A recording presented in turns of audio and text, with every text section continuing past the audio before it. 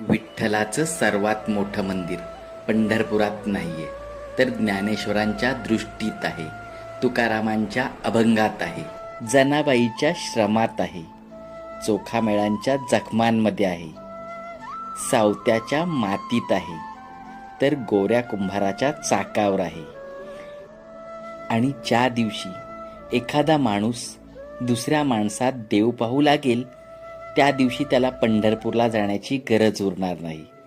कारण त्याचा प्रत्येक पावलाखाली वीट असेल, प्रत्येक श्वासात नाम असेल, प्रत्येक माणसात विठ्ठल असेल. कदाचित म्हणूनच विठ्ठल हा दगडाचा देव नाही, तो दृष्टीचा देव आहे. दगड बदलत नाही, मूर्ती बदलत नाही, बदलते ती फक्त दृष्टी. आणि दृष्टी बदलली की दगड देव होतो, माणूस संत होतो आणि जीवन वारी बनतं.